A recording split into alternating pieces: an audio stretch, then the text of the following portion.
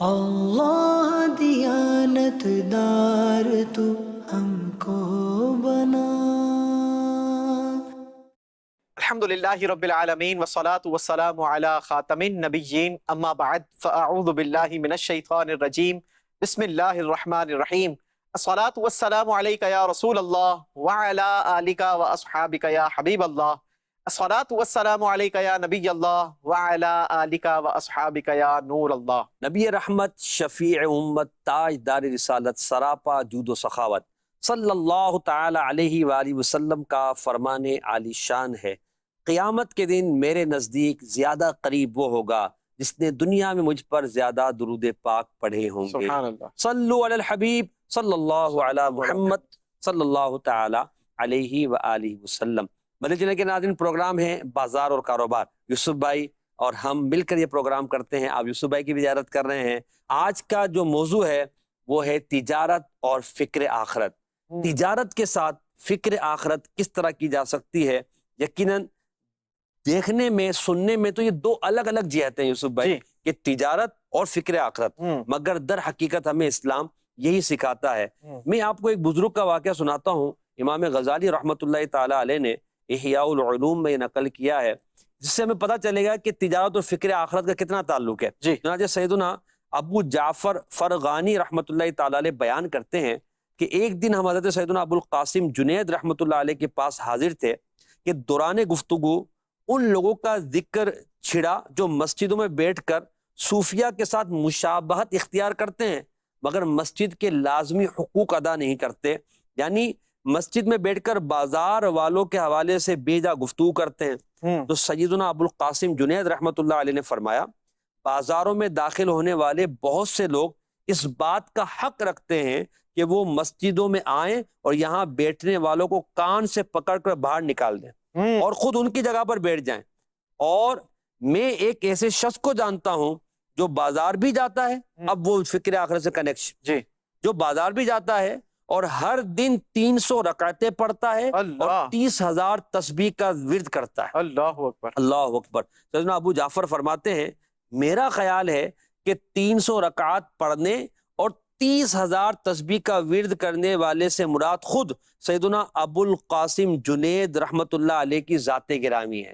اب آپ یہ دیکھیں کہ آپ بیان فرما رہے ہیں کہ بعض لوگ وہ ہیں جو بازار بھی جاتے ہیں مگر وہ اللہ کی عبادت بھی کرتے ہیں. دیکھیں، تجارت کے ساتھ 300 رکعتیں روزانہ پڑھنا کوئی آسان کام نہیں، پھر 30,000 تسبیحات پڑھنا کوئی آسان بات نہیں ہے.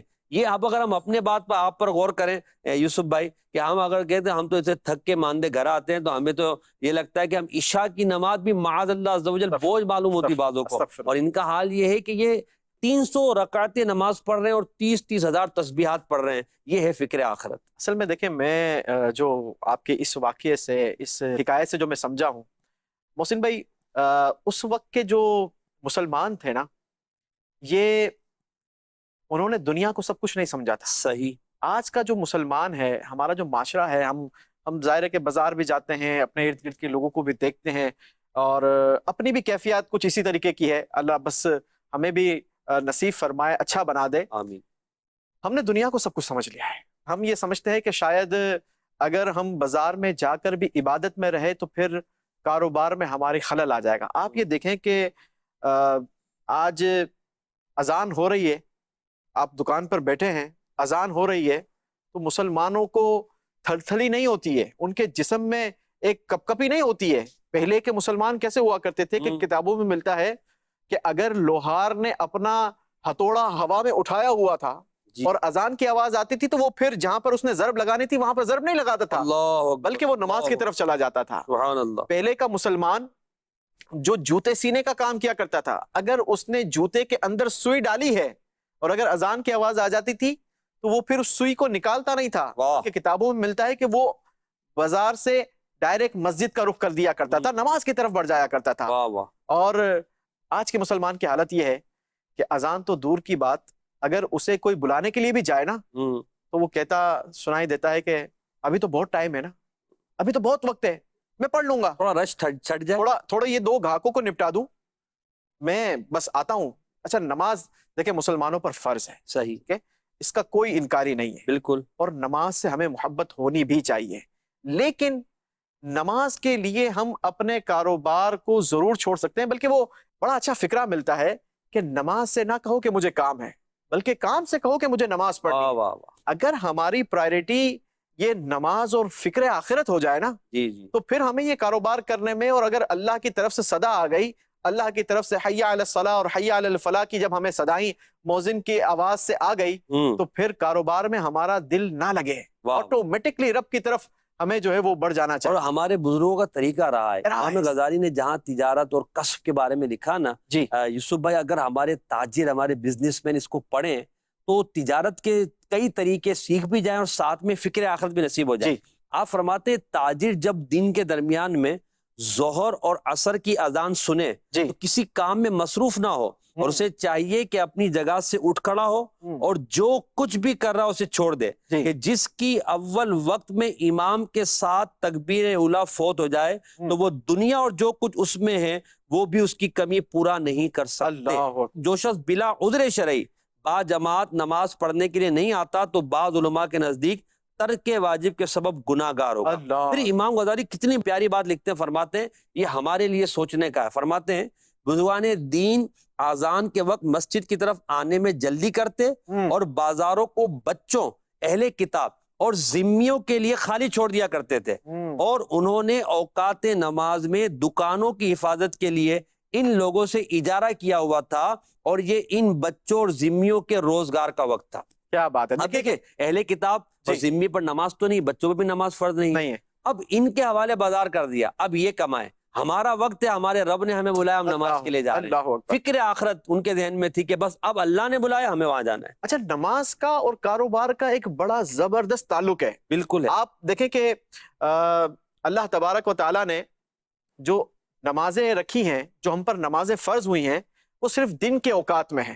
جی محسن بھائی، یہ جی، جی۔ کتنی پیاری کیلکولیشن کسی نے بیان کی ہے، یہ کتنی پیاری کیلکولیشن ہے، ذرا سا اس کو سمجھیں گے تو انشاءاللہ عز و جل آپ کو مزہ آئے گا۔ دیکھیں، دن جو اللہ پاک نے عبادت کے لیے بھی مقرر کیا ہے، اور کاروبار بھی انسان جو ہے وہ دن کے اوقات میں کرتا ہے۔ بالکل اب آپ دیکھیں کہ جیسے ہی بندہ صبح فجر میں اٹھتا ہے، جی، ٹھیک ہے، پوری رات اس نے ریسٹ کیا، آرام کیا، وہ فریش ہو کر صبح اٹھتا ہے، واہ واہ، صبح کی نماز پڑھی، فجر کی نماز پڑھی، ذکر و اذکار کیا، قرآن پاک کی تلاوت کی، جیسے ہی سورج طلوع ہوا وہ اپنے کاروبار کی طرف بڑھ گیا۔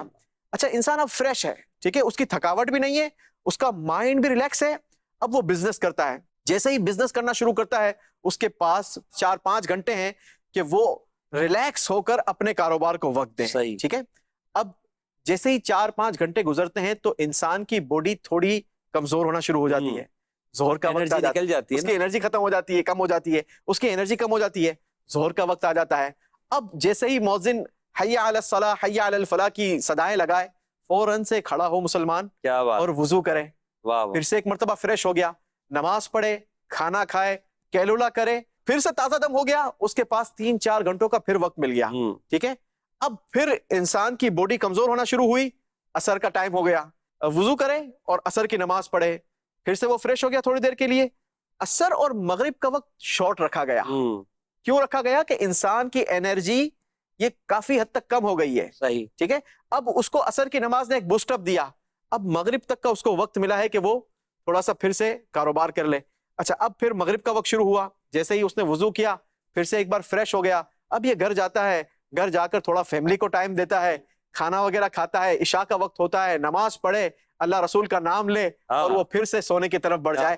اب یہ دیکھیں اللہ پاک نے کتنی خوبصورت سائیکل انسان کی باڈی کے لحاظ سے رکھی ہے۔ صحیح، انسان کو جو یہ نماز کے اوقات ملے ہیں نا، میں یہ سمجھتا ہوں کہ بزنس کرنے کے لیے، اس کے مائنڈ کو فریش کرنے کے لیے ایک زبردست بہترین، یہ بہترین موقع ہے۔ اور پھر کہ اگر نماز کو اپنی عادت بنا لینا تو آپ کو کاروبار میں بھی مزہ آئے گا، آپ فریش بھی ہوتے رہیں گے، اور ساتھ ہی ساتھ آپ کو اللہ کی عبادت کرنے کا ثواب بھی ملے گا، ہم پر جو فرائض ہیں وہ بھی پورے ہوتے رہیں گے۔ بالکل۔ اور پھر دیکھیں یہاں قرآن مجید فرقان حمید کو جب ہم پڑھتے ہیں تو تجارت کرنے والوں کے جو خوبیاں مسلمان تاجر کے اللہ پاک نے بیان فرمائی، اللہ پاک سورہ نور میں ارشاد فرماتا ہے، وہ مرد جنہیں غافل نہیں کرتا کوئی سودا، کوئی سودا، الفاظ ذرا آپ دیکھیں نا کتنے خوبصورت تھے، اور نہ خرید و فروخت، اللہ کی یاد اور نماز برپا رکھنے اور زکوٰۃ دینے سے۔ کیا بات ہے۔ اب یہاں اگر ہم اس پر غور کر لیں، ہمارا رب فرما رہا ہے، ان لوگوں کی مدح فرما رہا ہے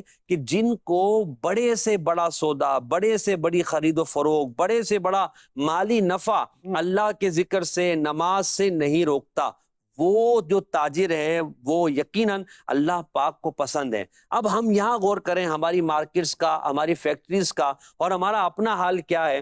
کیا ہم اپنے کاروبار میں، اپنے روزمرہ کی روٹین میں صبح 8 بجے اگر ڈیوٹی پر جانا ہے اور 5 بجے آف کر کے واپس آنا ہے، اس میں ہم نے فکر آخرت کے لیے کیا رکھا؟ کیا ہم نے ذکر اللہ کو رکھا؟ کیا ہم نے تلاوت قرآن کو رکھا؟ کیا ہم نے اس میں مسلمانوں کی خیر خواہی کو رکھا؟ کیا جو نمازیں اس دوران آ رہی ہیں ان کو جماعت کے ساتھ ادائیگی کو رکھا؟ اب یہی بات اگر ہم اپنے آپ سے پوچھیں، قرآن تو فرما رہا ہے کہ وہ مرد کے جن کو کوئی سودا، کوئی خرید و فروخت اللہ کی یاد سے نہیں روکتی، نماز سے نہیں روکتی، تو اگر ہم اس کیٹیگری میں آتے تو اللہ کا شکر ادا کریں، اگر ہم نہیں آتے تو پھر ہمیں کوشش کرنی چاہیے۔ اگر ہم اس کیٹیگری میں آتے ہیں نا تو سنیں محسن بھائی، اس کا اجر کیسا ہے۔ حضرت سیدنا امام حسن بصری رحمۃ اللہ تعالی علیہ فرماتے ہیں جی کہ بازار میں اللہ کا ذکر کرنے والا روز محشر اس حال میں لایا جائے گا کہ اس کے لیے چاند کے نور کی طرح ایک نور سبحان اللہ، اور سورج کی روشنی کی طرح ایک روشنی ہوگی۔ واہ واہ، اور جو شخص بازار میں اللہ سے مغفرت طلب کرتا ہے تو اللہ پاک بازار والوں کی تعداد کے برابر اس کے گناہ بخش دیتا ہے۔ کتنی آپ دیکھیں کہ اچھی نیت کے ساتھ آپ بازار میں جائیں، اللہ رسول کا نام وہاں پر بھی لیں، تو یہ آپ کے لیے باعث برکت اور مغفرت کا سبب ہے۔ آپ پیسہ بھی کما رہے ہیں، ساتھ ہی ساتھ آپ اپنی آخرت کا سامان بھی کر رہے ہیں۔ ایک اور روایت ملتی ہے، نبی پاک علیہ الصلوۃ والسلام کے فرمان کا مضمون ہے کہ جو شخص بازار میں داخل ہو کر یہ کلمات پڑھے، لا الہ الا اللہ وحدہ لا شریک لہ لہ الملک ولہ الحمد یحیی ویمیت وہو حی لا یموت بیدہ الخیر وہو علی کل شیء قدیر، اللہ پاک اس کے نامہ اعمال میں 10 لاکھ نیکیاں لکھ دیتا ہے۔ اللہ اکبر، اللہ اکبر۔ اب آپ غور کریں، حدیث مبارکہ میں نے آپ کے سامنے بیان کی ہے کہ بندہ کاروبار کے لیے جائے اور وہاں پر جا کر اس نے کرنا کیا ہے؟ صرف کلمہ، چوتھا کلمہ پڑھنا ہے۔ سبحان اللہ، آپ چوتھا کلمہ پڑھیں، 10 لاکھ نیکیاں۔ ہو سکتا ہے اس دن آپ نے بازار میں کچھ اور نہ کمایا ہو، لیکن 10 لاکھ نیکیاں کما کر انسان آ سکتا ہے۔ 10 لاکھ اگر روپے مل جائیں وہ کتنا خوش ہوگا۔ وہ تو ایک دن میں چند منٹوں میں اگر اسے 10 لاکھ نیکیاں، کیا بات ہے، کیا بات، اس پر خوش بھی ہونا چاہیے اور یہ عمل کرنا بھی چاہیے۔ پھر آپ نے جو حدیث سنائی، میں سیدنا فاروق اعظم کا ایک فرمان آپ کو سناتا ہوں۔ امیر المومنین سیدنا فاروق اعظم بہت اچھے بزنس مین تھے۔ آپ رضی اللہ تعالیٰ عنہ تاجروں سے فرمایا کرتے تھے، اپنے دن کے ابتدائی حصے کو آخرت کے لیے اور اس کے بعد والے کو اپنی دنیا کے لیے خاص کر لو۔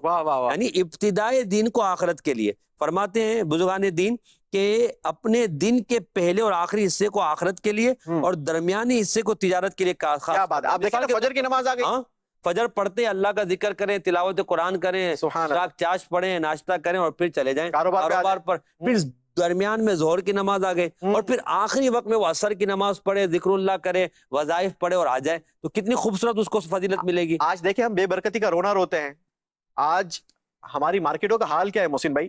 ایک بار ہمارے ایک بھائی صبح بازار چلے گئے، جی صبح 10 بجے جب وہ بازار گئے تو پتا چلا، انہوں نے جب بازار کی حالت دیکھی تو لگا کہ شاید آج کوئی اسٹرائک ہو گئی ہے یا میں چھٹی والے دن نکل آیا ہوں، ہوا کیا ہے؟ تو کہا کہ بھائی لگتا ہے کہ آپ اس شہر میں نئے آئے ہو، آپ کو پتا نہیں ہے کہ بازار کھلتا ہے 12 بجے۔ اللہ، اب آج ہم بازار کھولنے کے لیے صبح تیار نہیں ہیں، حالانکہ ہمارا اسلام جو ہے وہ ہمیں یہ تربیت دے رہا ہے کہ صبح اللہ کے لیے اور پھر اس کے بعد کا وقت جو ہے وہ بازار کے لیے، تجارت کے لیے ہے۔ صحیح۔ تو یوسف بھائی بازار گیا، مارکیٹ گیا، اچھا اپنی دکان پہ گیا یا کہیں نوکری کرتا وہاں گیا، وہاں جانے کے بعد جو اس کے حقوق ہے وہ ادا کرنے، جو شرعی تقاضے وہ پورے کرنے۔ اب نبی پاک صلی اللہ تعالی علیہ وسلم کا ایک فرمان سنیں، نبی کریم صلی اللہ علیہ وسلم ارشاد فرماتے ہیں، غافلوں کے درمیان اللہ کا ذکر کرنے والا مردوں کے درمیان زندہ رہنے والے کی طرح ہے۔ اللہ، غافلوں کے درمیان۔ اچھا پھر بازار کو غفلت کی جگہ کہا گیا، بلکہ ایک روایت میں کہ بازار میں جلدی سے آ جاؤ، کہ بازار میں جو ہے بازار شیطان کے انڈے بچے دینے کی جگہ ہے۔ تو اب یہ جو ہے کہ غافلوں کے درمیان اللہ کا ذکر کرنے والا، یقین مانے کہ مارکیٹس میں یا فیکٹریز میں یا اپنی دکان پر، کاروباری ایریاز میں نیکی کا کام کرنے والے، فکر آخرت پر مبنی گفتگو کرنے والے یہ افراد کم ہوتے ہیں، مگر وہ لوگ بڑے بختور ہیں، بڑے خوش نصیب ہیں کہ کتنی پیاری فضیلت کہ جنگ سے بھاگنے والے لوگوں میں اللہ کے لیے لڑنے والا، یعنی اگر بالفرض 10 افراد بھاگ گئے اور یہ 4 افراد اللہ کے لیے لڑ رہے ہیں، یہ اس کی طرح ہو گیا ہے جو کھڑا رہا، مردوں کے درمیان زندہ آدمی ہے، اتنی بڑی برکت اسے مل گئی۔ دعوت اسلامی کا دینی ماحول کتنا خوبصورت ہے، ہمیں بازاروں میں بھی یہ ماحول دیا ہے۔ آپ کو قرآن پڑھنا نہیں آتا، آپ قرآن پڑھنا سیکھ لیں، ہماری مجلس تاجران جو ہے وہ آپ کو قرآن پڑھائے گی، آپ کے پاس قاری صاحب آئیں گے، آپ کی دکان پر، آپ کی فیکٹری میں، آپ کے بازار میں آئیں گے، آپ ان سے قرآن پاک پڑھیں۔ اچھا آپ نماز سیکھنا چاہتے ہیں، نماز کورس بھی کرایا جائے گا بازار کی مسجد میں، آپ وقت تو دیں۔ آپ کو دعوت اسلامی وہ ماحول فراہم کرنا چاہتی ہے کہ آپ اس ماحول کو سے اٹیچ ہو جائیں، اور پھر جو شریعت چاہتی ہے کہ بازار میں لے کر فکر آخرت کریں، وہ آپ کو نصیب ہو جائے گی۔ اچھا اس سے آپ کے کاروبار میں بھی برکت ہوگی۔ ہمارا ایک مبلغ ایک بار ایک سیٹ صاحب کے پاس گئے، وہ فیکٹری اونر تھے اور ان کا ٹیکسٹائل کا کاروبار تھا، لومیں چل رہی تھی اور بہت بڑی فیکٹری تھی۔ انہوں نے ان کو نیکی کی دعوت دی اور ذہن دیا کہ جناب آپ اپنے فیکٹری کے اندر، آپ اپنی فیکٹری کے اندر مدرسہ قائم کریں۔ انہوں نے کہا یار یہ تو کمانے کی جگہ ہے، ہم آئے ہیں یہاں پر پیسہ کمانے کے لیے، یہاں پر ویسے ہی ہمیں ٹائم نہیں ملتا، تو اب یہاں پر اگر ہم مدرسہ پڑھانے کے لیے پڑھنے کے لیے بیٹھ گئے تو پھر ہمارے کاروبار کا کیا ہوگا؟ کہا ایک بار آپ کر کے تو دیکھیں، انشاءاللہ آپ کے کاروبار میں بھی برکت ہوگی اور آپ کی پروڈکشن میں بھی اضافہ ہوگا۔ اب اس مبلغ کی بات سیٹ کو کلک کر گئی، انہوں نے کہا ٹھیک ہے چلیں آپ کل سے اپنا معلم بھیج دیجیے گا۔ اچھا جناب، وہاں پر ایک قاری صاحب ڈپیوٹ کر دیے گئے۔ تھوڑے عرصے کے بعد اس مبلغ کی پھر ملاقات ہوئی، سیٹ صاحب سے پھر ملاقات ہوئی۔ سیٹ صاحب سے جب ملاقات ہوئی نا محسن بھائی، وہ سیٹ صاحب اتنے خوش، کہا ہوا کیا؟ کہا کہ پہلے میرے پاس جو میرے ورکرز تھے نا، وہ رونا دھونا کرنے کے لیے آتے تھے کہ پیسے چاہیے، بیماری ہے، پریشانی ہے، یہ ہے وہ ہے۔ اب آتے ہیں رونا دھونا کرتے ہیں، لیکن پتہ ہے رونا دھونا کیا ہوتا ہے؟ کہا سیٹ صاحب آپ نے ہم پر بہت بڑا احسان کر دیا، جو ہمیں بچپن سے آج تک نہیں ملا تھا آپ نے ہمیں وہ دے دیا۔ سبحان اللہ، ہم نے اچھے انداز کے ساتھ قاعدہ پڑھنا سیکھ لیا ہے، ہمیں اچھے انداز کے ساتھ دعائیں یاد ہو گئی ہیں، ہمیں کلمے یاد ہو گئے ہیں، ہمیں ہماری نمازیں اچھی ہو گئی ہیں۔ اب وہ سیٹ صاحب کہتے ہیں کہ میری پروڈکشن میں بھی اضافہ ہو گیا ہے، اب جو کاریگر کام کرتا ہے نا وہ ایمانداری کے ساتھ کام کرتا ہے، کیونکہ وہ نمازیں پڑھتا ہے، اس کی تربیت کا ایک سلسلہ ہو گیا، اس کو بھی حلال حرام کی تمیز سکھائی جا رہی ہے، اس کو بھی جو ہے وہ کس انداز کے ساتھ کام کرنا چاہیے، کیا طریقہ ہمارے شریعت کو مطلوب ہے، کیا طریقہ ہمارے اسلام کو پسند ہے، یہ سارے طریقہ اب وہ سیکھ رہا ہے۔ اس کے دماغ کے اندر جب اللہ رسول کا خوف بیٹھا تو آٹومیٹکلی وہ اپنے کاروبار کے ساتھ، اپنی محنت کے ساتھ، اپنی نوکری کے ساتھ وہ مخلص ہو گیا۔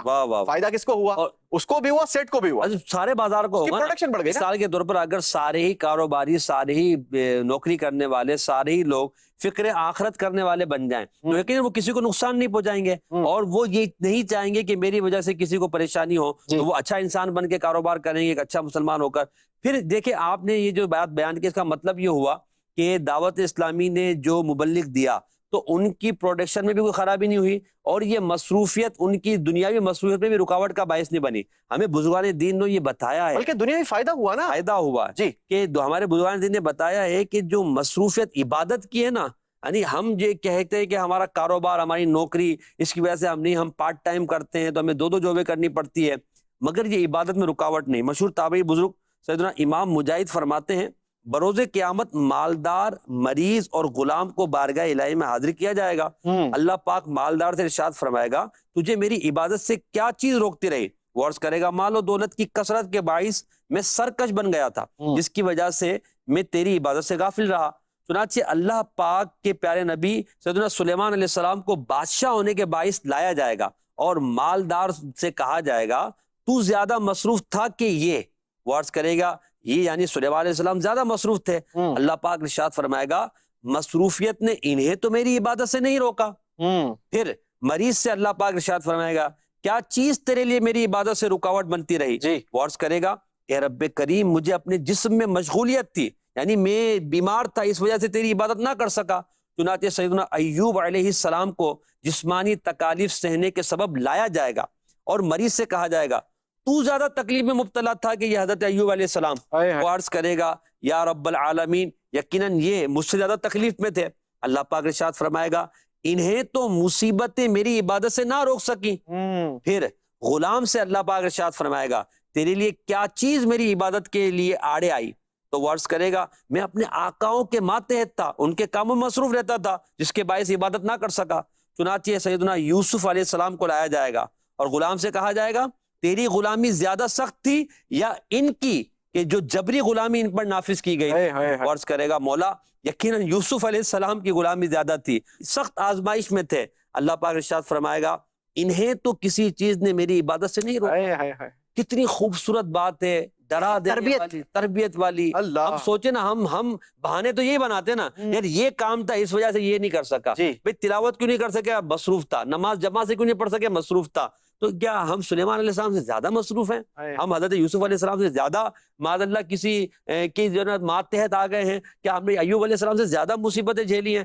کیا ہم سیدنا صدیق اکبر سے زیادہ مصروف ہیں؟ فاروق اعظم سے زیادہ مصروف ہیں؟ سیدنا عبد الرحمن بن عوف بہت بڑے تاجر تھے، کیا ہم ان سے زیادہ مصروف ہیں؟ ہمیں یہ جو نا شیطان کا بہکاوا ہے، یہ روایت جو ہے نا ہمیں ڈرا رہی ہے اور سمجھا رہی ہے کہ بھائی نہیں، مال کمانا ہے، ساتھ میں فکر آخرت بھی رکھنی ہے۔ آخرت میں یہ بات، یہ جواب کام نہیں آئے گا کہ میں مصروف تھا، بلکہ جو مال دنیا کی وجہ سے، کاروبار کی مشغولیت کی وجہ سے نماز چھوڑتا ہے، اس کا حشر معاذ اللہ قارون کے ساتھ ہوگا۔ کیوں؟ کیونکہ قارون بھی تو دنیا کی وجہ سے اللہ پاک کی عبادت سے غافل رہا اور اللہ کی معرفت اس نے چھوڑ دی اور معاذ اللہ کفر کے امی گڑھے میں چلا گیا۔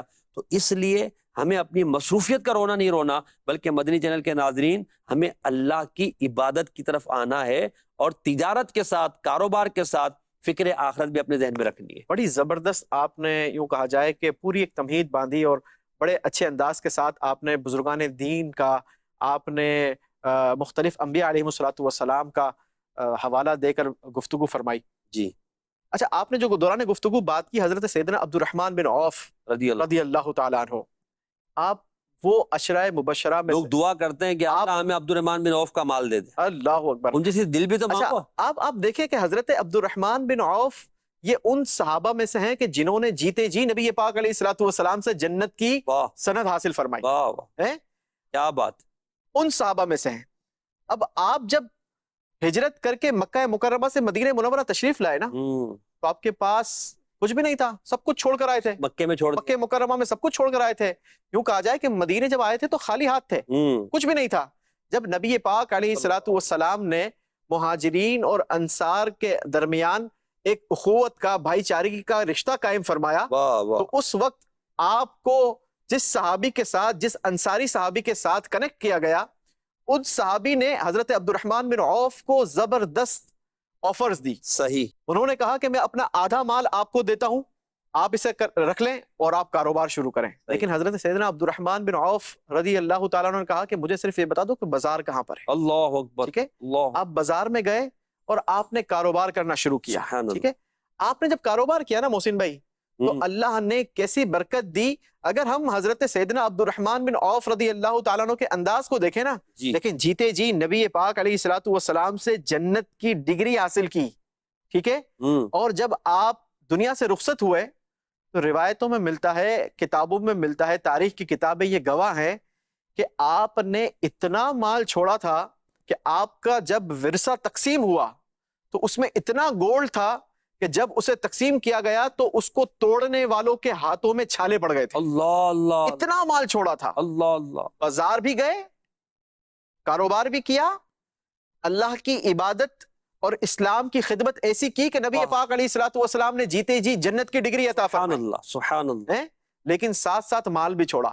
تو ہمارے ان بزرگ سے ہمیں یہ سیکھنے کو ملتا ہے کہ کاروبار کرنا بھی بری بات نہیں ہے، بازار جانا بھی بری بات نہیں ہے، لیکن برا یہ ہے کہ بازار اور کاروبار فکر آخرت میں رکاوٹ بن جائے۔ بالکل درست آپ نے فرمایا۔ آپ نے تجارت بھی کی، آپ نے اللہ کی راہ میں مال بھی خرچ کیا، اور ایسا مال خرچ کیا کہ ایک بار یہ ملتا ہے کہ آپ نے اپنا آدھا مال راہ خدا میں صدقہ کر دیا۔ کیا بات، کیا بات ہے۔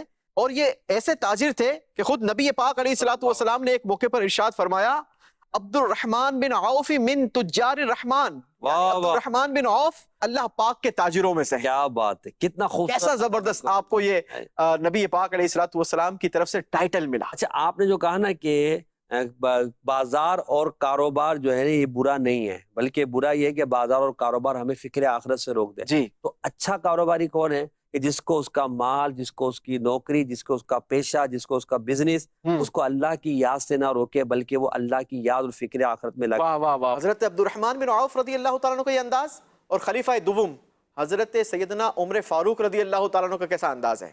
آپ جب بازار میں جاتے ہیں نا تو آپ بڑی پیاری دعا فرماتے ہیں, اللہ میں کفر اور فسق اور بازار میں پائے جانے والے ہر شر سے تیری پناہ طلب کرتا ہوں. سبحان آپ مزید دعا فرماتے ہیں, اللہم انی اعوذ بکا من یمین فاجرۃ وصفقۃ خاسرہ. اللہ اللہ, یعنی اے اللہ میں جھوٹی قسم اور نقصان دہ معاملات سے تیری پناہ طلب. کیا بات ہے. آپ یہ دیکھیں کہ آج کا تاجر اگر بازار میں جائے خالی یہ دعا کا وہ دعا کرے, چلا جائے. اللہ اکبر, یہ دعا اگر اللہ سے مانگے اللہ ضرور مدد بھی کرے گا اور انسان کو انشاءاللہ برکتیں بھی. ماشاءاللہ ماشاءاللہ, بہت خوبصورت بات آپ نے کہی. اور ہم جو فکر آخرت اور بازار کے حوالے سے بات کر رہے ہیں تو بزرگان دین رحمہم اللہ المبین کا انداز ہم پھر امام اعظم ابو حنیفہ رحمۃ اللہ تعالیٰ علیہ کے حوالے سے بات کرتے ہیں. امام اعظم مجتہد, امام اعظم بہت بڑے امام فقی, آپ کی شہرت علم کی, بہت بڑے بہترین تاجر بزنس مین. مگر امام اعظم ابو حنیفہ رحمۃ اللہ تعالیٰ علیہ آدھی رات اللہ کی عبادت کرنے والے. اللہ کسی نے کہا دیکھو وہ جا رہے ہیں ابو حنیفہ کہ جو پوری رات عبادت کرتے ہیں, تو آپ نے فرمایا اپنے دل سے کہ لوگ میرے بارے میں یہ گمان کرتے ہیں اور میں پوری رات عبادت نہیں کرتا, تو اس دن سے آپ نے ساری رات عبادت کو اپنا معمول بنا لیا. وہ امام اعظم جن کی تجارت کے شہرے تھے, تجارت میں آپ کی جو صداقت اور امانت تھی وہ مانی جاتی تھی, اور آپ رحمت اللہ تعالیٰ علیہ کی تجارت کو لوگ اپنے لیے رول ماڈل بناتے تھے. آپ رحمت اللہ تعالیٰ علیہ کا انداز کیا ہے کہ آپ علم سیکھتے بھی تھے سکھاتے بھی تھے. فکر آخرت کا انداز یہ ہے کہ آپ رحمت اللہ تعالیٰ علیہ تجارت کے ساتھ ساتھ تلاوت قرآن کیا کرتے تھے. اور تلاوت قرآن کا انداز کیا کہ جس جگہ آپ رحمت اللہ تعالیٰ علیہ کا وصال ہوا اس جگہ آپ نے 7,000 قرآن پاک کی تلاوت. اللہ اکبر. اب آپ غور کریں, یہ فکر آخرت تھی نا. اور پھر آپ جب رات کو عبادت کرتے تھے اور جب صبح کا وقت ہوتا, فجر کی اذان کا وقت, تو آپ رحمت اللہ تعالیٰ علیہ اللہ کی بارگاہ میں ہاتھ اٹھا کر عرض کرتے کہ یا اللہ اپنے بندے نعمان کو بخش دے, اپنے بندے نعمان کو بخش دے. یہ فکر آخرت ہے. مال کی فراوانی آپ کے پاس نہیں, کم نہیں تھی, آپ کو علم کی کمی نہیں تھی, آپ کو شہرت کی کمی نہیں تھی, مگر علم, مال, تجارت, بزنس سب کچھ ہونے کے باوجود دل میں خوف خدا کا ہونا یہ ایک بہت اچھی چیز ہے. اور اسی کو یہی چیز ہے جو انسان کو اپنے تمام معاملات کو درست کرنے کے لیے آگے بڑھاتی ہے. ایک حدیث پاک میں عرض کرتا ہوں, نبی پاک نے فرمایا تم جہاں بھی ہو, تم جہاں بھی ہو اللہ سے ڈرو. تم اللہ سے ڈرو گے, اب بازار میں اللہ سے ڈرو, دکان پر اللہ سے ڈرو, گھر میں اللہ سے ڈرو. جب بندہ خوف خدا دل میں رکھے گا تو فکر آخرت اسی چیز کا تو نام ہے. اس دھوکے سے بھی بچے گا, لوگوں کے معاذ اللہ عز و جل غیبتوں سے بھی بچے گا, حرام چیزوں سے بھی بچے گا, حرام ذرائع سے بھی بچے گا. اللہ پاک ہمیں فکر آخرت بھی دے اور تقوی و پرہیزگاری بھی دے. محسن بھائی, ایک پیکیج ہم شامل کرتے ہیں, اسی موضوع سے ریلیٹڈ ایک پیکیج ہمارے پروگرام میں شامل کرتے ہیں. جی دکھائیے. بسم اللہ الرحمن الرحیم, الصلاۃ والسلام علیک یا رسول اللہ. الحمدللہ عز و جل, آج ہم کورنگی نمبر 2 کی مارکیٹ میں حاضر ہیں اور ہمارے سلسلے کا جو موضوع ہے وہ ہے تاجر اور فکر آخرت. انشاءاللہ عز و جل اب ہم تاجران حضرات کے پاس جائیں گے اور مدنی چینل کے سوالات کریں گے, دیکھتے ہیں وہ کیا جواب دیتے ہیں. اس طرح ہم دنیا کی فکر کرتے ہیں اتنی آخرت کی فکر کیوں نہیں کرتے, کیا رائے آپ کی؟ اس کی وجہ یہ ہے کہ لوگوں کا ذہن یہ ہے کہ بس پہلے پیسہ کما لیں کسی بھی طریقے سے. نماز کی طرف کسی کا کوئی دھیان نہیں ہے, کوئی رجحان نہیں ہے, صرف کاروبار اور پیسے کی طرف دھیان ہے. تو ہم ماشاءاللہ ہماری دعوت اسلامی ہے جو یہ دینی کام کر رہی ہے اور انہوں نے تبلیغ وغیرہ کر کے ہم لوگوں کا ذہن بنایا کہ نماز کی طرف متوجہ ہوں. تمام اسلامی بھائی نماز پڑھیں, اور اللہ کا شکر ہے کہ نماز سے بہت کچھ حاصل ہوتا ہے اور کامیابی بھی نماز میں ہی ہے. تاجر کو اپنی آخرت کی فکر کیسے کرنی چاہیے؟ سر تاجر کو تو دیکھیں اس طریقے سے کرنی چاہیے, اس کو ہر چیز دے کے چلنی چاہیے ساتھ. اگر جاب کام پہ آ رہا ہے تو اس کو یہ کرنا چاہیے کہ خرید و فروخت کے حساب سے, پھر اس کے بعد جو دین و دنیا کی جو باتیں ہیں وہ بھی ساتھ ساتھ لے کے چلنی چاہیے. اذانیں ہوتی ہیں تو مطلب ہم لوگ کام میں لگے ہوئے ہوتے ہیں, کسٹمر کھڑا ہوا ہوتا ہے, اذان ہوتی ہے, جماعت نکل جاتی ہے, تو اس معاملے میں ہم لوگ پھر فوراً کسٹمر کو کیچ کرتے ہیں. تو ہم لوگ دین کی طرف سے غافل ہو جاتے ہیں کہ ہم نے پھر نمازیں بھی پڑھنی ہے, جو ہمارا رائٹ ہے وہ نہیں کر پاتے ہم. آج کل تاجر حضرات جو ہیں روٹی روزی کے کام میں ایسے لگ گئے ہیں کہ آخرت کو بھول گئے ہیں. بالکل صحیح بات ہے. اللہ روٹی روزی دے گا, آپ آؤ گے محنت کرو گے اللہ آپ کو دے گا, پر کیا آخرت کی نہیں. آپ نماز اور یہ درود پاک کلمہ اللہ کے کلام بہت ضروری ہے. تہجد کے اندر آپ یہ کہ پڑھ اٹھیں اور اپنے بستر چھوڑ کے اللہ کی رضا کے لیے نفل پڑھیں, اللہ کی بارگاہ کے اندر دعا کریں, اللہ کرم کرتا ہے. تاجروں کا فرض یہ ہے کہ اپنے کام کو حلال کرنے کی کوشش کریں. حلال کیسے کریں گے کہ ہم اپنے کاروبار کرتے ہوئے کسی کو سامان دیتے ہوئے جھوٹ نہ بولیں. आइटम पाकिस्तान का ही है जो हम बेच रहे हैं और कह रहे हैं कि ये थाईलैंड का है, ये इंग्लैंड का है, ये अमेरिकन है। ये सबसे बड़ा झूठ है। फिर ये है कि हम सामान देते हुए कहते हैं कि नहीं जी हम आपसे कोई प्रॉफिट नहीं ले रहे। भाई प्रॉफिट नहीं लेंगे तो खाएंगे कहाँ से? इसी की खा रहे हैं ना। अगर आपसे मार्जिन ऑफ प्रॉफिट नमक के बराबर रख रहे हैं या हम बहुत ज़्यादा भी रख रहे हैं तो हमें झूठ नहीं बोलना चाहिए। लेकिन सब ताजिर एक तरह के नहीं होते, लेकिन ये कि अमूमन हमारे साथ ऐसा ही हो रहा है कि जो ना लोग ज़्यादातर झूठ बोलकर चीज़ों को बेचना, सामान को बेचना, अच्छे से अच्छा पेश करना है। तो इसलिए ये तो चीज़ें जब होंगी तो फिर नुकसान तो हमारे सामने आएगा ही नहीं। तो ये नेकियों की तरफ नहीं जाते हैं तो इसका मतलब यही है कि हम गुनाहों की तरफ जाएंगे और अपना माल जो ना रोज़ी को हलाल की बजाय हराम करके बेचेंगे। हमारी रोज़ी के अंदर भी बहुत सारी धोखा, झूठ, फरेब, दगाबाजी ये भी आ गई है। क्या ताजिरों में ये चीज़ है? इसको निकालना चाहिए जिसकी वजह से हमें नुकसान का सबब है। ताजिर ये काम गलत कर रहे हैं, उनको चाहिए अपने सौदे का ऐप बता दें, उसके मामला बता दें। बाकी कोशिश करें कि मतलब इस काम को ना लेकर और अल्लाह की रज़ा के लिए सारे मामला बेहतर हो जाएंगे अगर आप यकीन ईमान अल्लाह पे रखेंगे। सबसे पहले तो मैं ये कहूँगा कि मुझ समेत दुनिया के साथ साथ आखिरत की तैयारी में भी मशगूल लेना चाहिए इंसान को। मदीने के नाज़रीन, आपने पैकेज देखा। हमारे मुबल्लिग ने बाजार में जाकर मुख्तलिफ लोगों से बातचीत की और इस मौजू को लिया कि आज फ़िक्र आखिरत की तरफ हमारा जहन क्यों नहीं बनता। तो लोगों के मुख्तलिफ तासुरात आपने सुने। अब देखिए, हमने जो बयान किया वो भी आपने सुना। हमारे मार्केट्स के हालात क्या हैं यूसुफ भाई, वो हम सबको पता है। और लोग चाहते तो हैं कि यार हमारे अंदर बेहतरी आए, हम नमाज वक्त पर जाकर पढ़े, हम कुरान की तिलावत भी कर लें। अब करें क्या? हम आप कह रहे हैं फ़िक्र आखिरत, फ़िक्र आखिरत, फ़िक्र आखिरत बाजार और कारोबार के साथ, वो कैसे अपना, इस पर भी तो कुछ हमें टिप्स दीजिए ना आप। देखिए, मैं आपको बताऊं, इंसान के अंदर ग्रीड मौजूद है, ठीक है, लालच मौजूद है। अब ये लालच मौजूद तो है, यूं कहा जाए कि बाय बिल्टन हमारे अंदर मौजूद है। सही। अब लालच दो तरीके की होती है, एक है बुरी लालच और एक है अच्छी लालच। अब बुरी लालच क्या है? कहाँ का हलाल कहाँ का हराम, जो साहिब खिलाए हड़प कीजिए, ये बुरी लालच है।